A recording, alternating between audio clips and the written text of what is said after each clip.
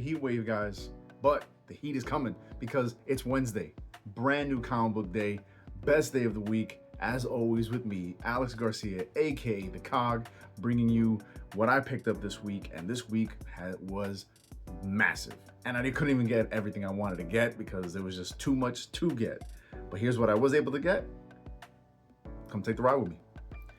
We're going to start in Marvel with Ultimate Spider-Man number 18 by Jonathan Hickman and Marco Checchetto back on the art.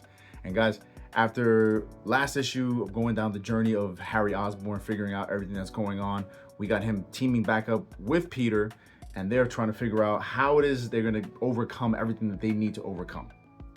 In this issue, we get a lot of revelations, and we get a big betrayal at the end of the issue. And again, we're going down that road, going towards that guy. He's gonna pop up any day now. He's gonna show up before then. We have plenty of other things to look forward to. Don't miss out on this issue of Ultimate Spider-Man. And next up, we got The Thing number 2 by Tony Fleece and Justin Mason, I believe. Justin Mason on the art. This is a throwback tale to back in the 80s, where we have The Thing trying to find out where some missing kids or a missing child is. Last issue, he had to deal with Gladiator. Now he's got to deal with Bullseye. A lot of fun this issue. You know, Thing sitting there thinking, oh, it's Bullseye. I can just smack this guy around. Not quite. And again, because he's dealing with these issues and trying to find this kid, he's going to come across yet another villain that you may have never seen him have to deal with. Tony Fleece is telling a great story. This is a lot of fun. A lot of fun throwback story. It may not mean anything in the grand scheme of things, but if you love The Thing like I love The Thing, then it's clobbering time, baby. Check it out. And let's jump over to Predator versus Spider-Man by Benjamin Percy and Marcelo Ferreira. Guys, fun issue. The blood seems to stop flowing a little bit this issue because the Predators, who are also after the Zealot from the Zealot Predator, have now arrived. And we got Kraven in the background as well. Lots going on this issue. Kind of slows down because we're approaching the conclusion of this story, and I have a feeling we're gonna get a lot of blood. So if you like horror and if you think Benjamin Percy's been doing a good job on this miniseries, don't miss out on this issue, and definitely don't miss out on the next issue. Let's jump over to the world of the X-Men, where we got Gail Simone and David Marquez on Uncanny X-Men number 16. This concludes the Dark Artery story arc, where we get the Outliers really getting their chance to shine here, especially Death Dream, right? They're dealing with this cult that worships death, or the Penumbra, and it's great to see them get highlighted on this. It's great to see the camaraderie in the team, and you can tell that Gail's wanting to just give all these characters the chance to shine, because she's got a long form story being told here. I don't think Gail's gonna be gone anytime soon, which is a great thing. I really like the way she's building up the X-Men in this world and these new X-Men, especially like Jitter and Calico. Calico also gets a great moment in this issue. As long as David Marquez keeps drawing it and Gail keeps building up these characters, keeps making us want to get invested in them, then I'm here for it. And if you want an X-Men title to keep track of, Uncanny X-Men, and like I said, X-Men with Jed McKay, both great books. Check it out. And guys, I also picked up Fantastic Four number 33. I don't normally pick up Fantastic Four. I do like Ryan North and what Smith are doing on it, but I also just had to pick it up for this Phineas and Ferb cover. Just like last week where I picked up Avengers, which I normally don't pick up. I picked this up just because of the Phineas and Ferb cover. You know, we got this One World Under Doom event going on, and in this issue, they're dealing with trying to get Ben his powers back, right? Guess what? Right. But the best part about this Phineas and Ferb cover. Can't get enough of it. Lucas is gonna love it, you know? So at the end of it, we get some good fatherly moments between Reed and Val. We'll see where it goes with the rest of the One World Under Doom story. Let's jump over to DC now, right? Where we got Mr. Terrific Year 1 by Al Letson. Trying to remember this artist's name. Valentin Delandro, and we got two colorists who one's colors take place for the present and the other one's colors take place for the past. I really like the way it started off, and then the colors for the past wasn't so great for me, but the story that Al Letson is telling here is great. Like I said, for the first issue, I really wanted something that's going to get me hyped for Mr. Terrific. Mr. Terrific is someone I really only knew from the Justice League Unlimited cartoon. I really dug him. I dug him in The Terrifics by Jeff Lemire, but I wanted more for this character. And in this, we really get to see now why it is that Mr. Terrific becomes Mr. Terrific, right? He was just a regular guy, super intelligent dude.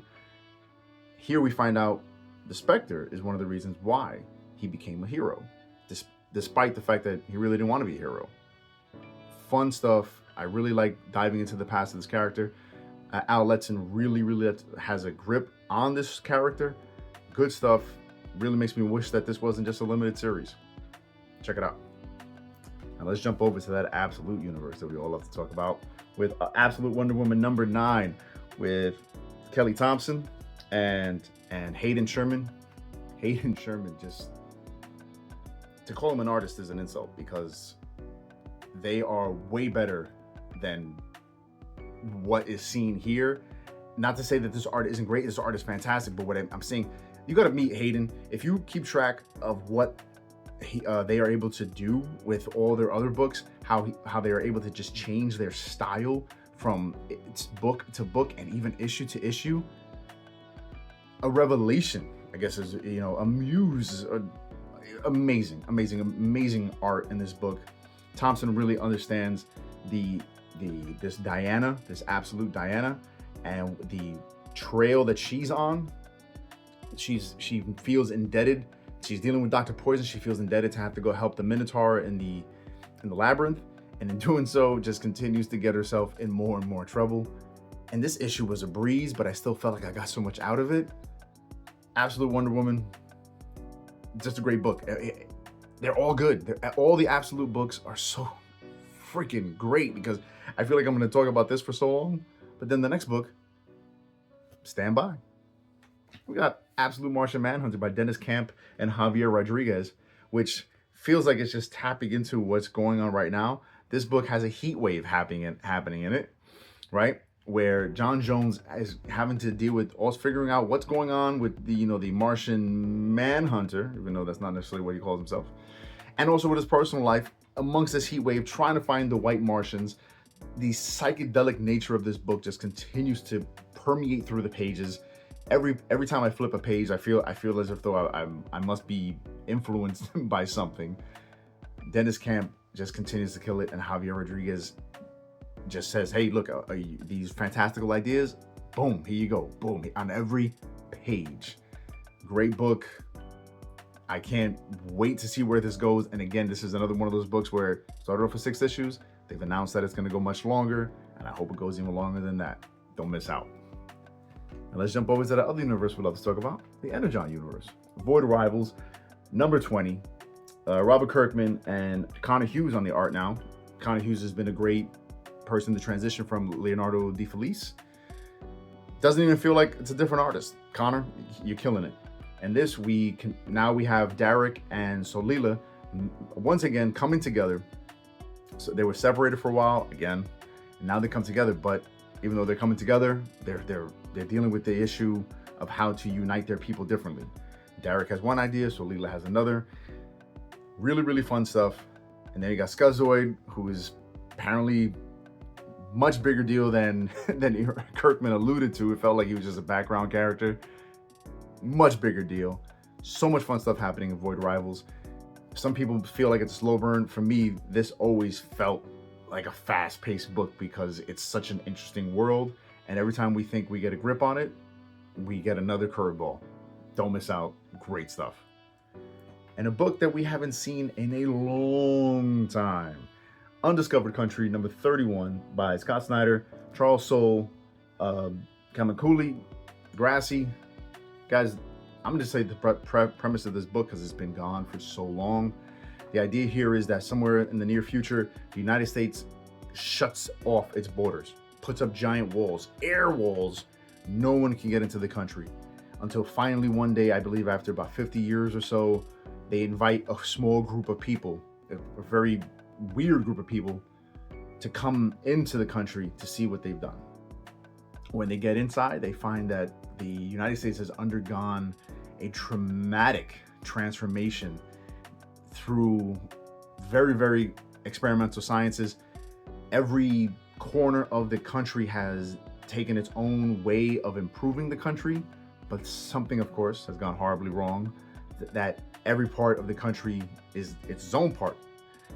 As this eclectic group of people have gone through the country, they're just finding, what the heck? It's like this mad scientist after mad scientist idea of what the country needs to be, and how when you take an idea and take it too far, how it can just fold unto itself. Great book. I'm so happy this book is back. I really want to go back and reread everything because it's been so long. I want to say it's been like 2 years since the last issue, but I'm so happy it's back. Charles Soule, Scott Snyder, you guys have great at these really, really crazy ideas.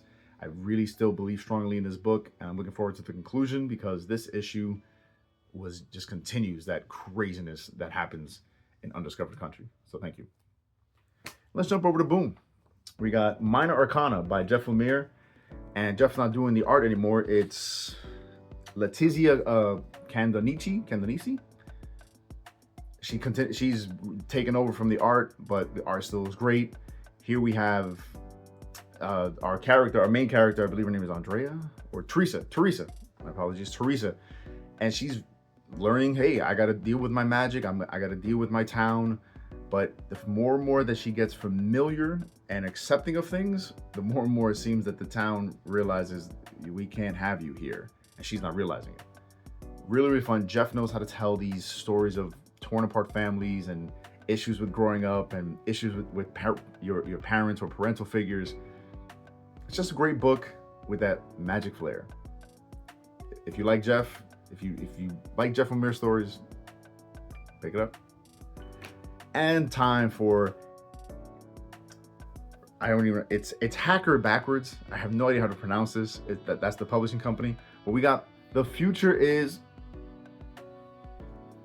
it's blurred out, but you can imagine. By Fred Van Lent, one of my favorite writers. Fred has done work on Spiderman. He's written Action Philosophers, which is something I really, really enjoyed. And he's had runs on quite a few books. He's been all over the place. He's done some Marvel Zombies. Fred is a very cynical writer, in my opinion. He's very good at comedy. He's also, he has a grip on action. He wrote Modoc's 11, I believe was one of my favorite books. So anytime Fred writes something, I always want to give it a chance. And guys, check this out. It's like 120 pages for $4. And in this story, it's a story that takes place where this guy by the name of Roanoke, he takes over. He was in charge of the army. He was in charge of data supplies. He's in charge of a lot, and he decides to just take over the world, right? Now, this crazy group of people with all different powers, including a dog that has like a computer built inside of it, have to use the AI and their crazy abilities to arrest the control from this person. I don't want to tell any more. There's so much content here, and this is just part one of it. I believe it's going to be a 5-issue series where every issue, I believe, is going to be this long. So much going on here. It almost feels as if though Fred is kind of seen into the future a little bit here, because it almost feels as futuristic as it feels. It feels very familiar. Fred, really enjoyed this. Really look forward to where it's going, and for the price tag, guys, give it a shot. Let me know what you thought. And that's everything I picked up here this week. Best day of the week, as always. There was even things I wasn't able to pick up because I love the Diamond issues. Wasn't able to get news from the Fallout for some reason. Hopefully I'll get that next time. A Chris Condon book. We all know he's doing a great job on Ultimate Wolverine, as well as The Far Down Below, I believe came out recently. A couple other books that I wasn't able to pick up. History of the DC Universe. I'm trade waiting that book because I know it's going to come out in a beautiful hardcover edition, so I'm just going to wait on it. But I saw some of the covers, I've seen some of the interiors. Looks fantastic. Guys, as always, Thank you for your time. Thank you for hearing me out. Thank you for listening to what I picked up. And as always, please like, share, subscribe, and comment. Let me know what you picked up. Tell me, man, I failed miserably. This is what you should have picked up. Happy to have a discussion. That's what it's all about, right? Let's share some ideas. Let's talk about these things. In these crazy times, we got to have a little bit of fun. So thank you as always. Enjoy yourself. Let me know what books you picked up. And most importantly, as always, peace.